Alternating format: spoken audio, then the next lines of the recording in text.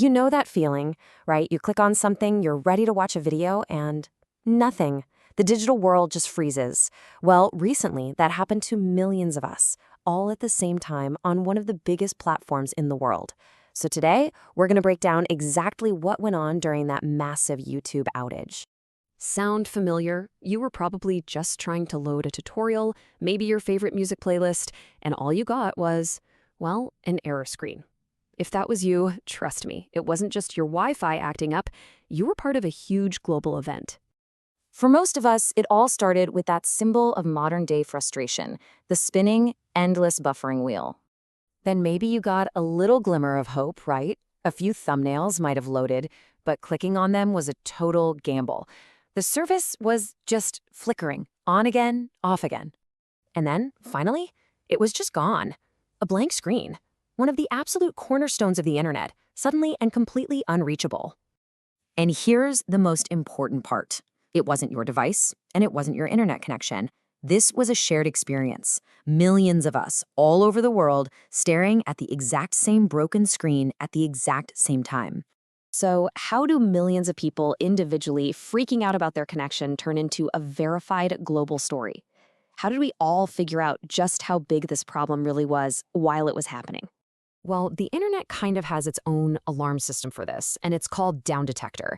Basically, it's a site that gathers up user reports in real time. So when a flood of people suddenly start complaining that a service is down, Downdetector sees that massive spike and starts painting a picture of the outage as it unfolds. And yep, that is exactly what happened here. While we were all scratching our heads, reports were just pouring into Downdetector. I mean, they weren't just trickling in. They were exploding, which was a huge red flag that this was a massive system-wide failure. And here's what that looks like visually. On any normal day, you see a few reports here and there. It's just background noise. But during the outage, bam, the number of complaints just skyrocketed. This chart is basically the digital footprint of millions of people all realizing something was seriously broken at the very same moment. And this wasn't just a problem in one country or one region. No way. It didn't matter if you were on your laptop in London or on your phone in Tokyo. This thing was universal. It hit everybody, everywhere, on every kind of device. But look, this was so much more than just a website being down for a little while. This outage really pulled back the curtain on a deeper truth about how we live now. YouTube isn't just for fun anymore. For millions, it's basically critical infrastructure. The reality is, for countless people, the platform is woven right into the fabric of their day. So when it disappeared, it wasn't just a minor annoyance. It caused real, actual disruptions to people's lives and their work. I mean, think about it. You have students who suddenly couldn't access crucial tutorials for their homework. Professionals who use YouTube for research and training were suddenly at a complete standstill. And that's not even counting all the people who rely on it for news, for recipes, for how-to guides, just as part of their normal day.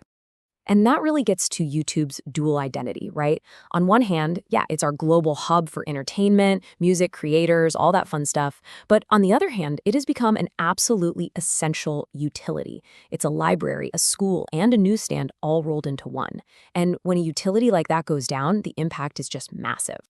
So you've got the entire world online collectively realizing YouTube is broken. People are sharing screenshots, posting error messages, flooding sites like Downdetector. But in the middle of all that chaos, there was one voice that was completely, totally quiet.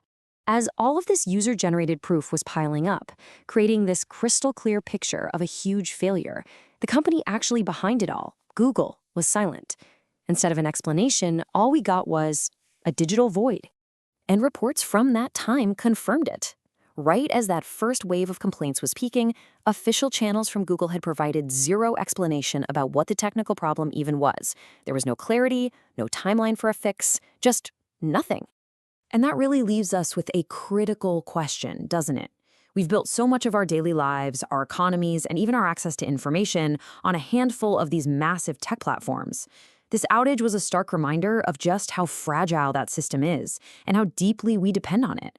So the real question is, what happens to us when one of these digital giants we rely on can just vanish without a word?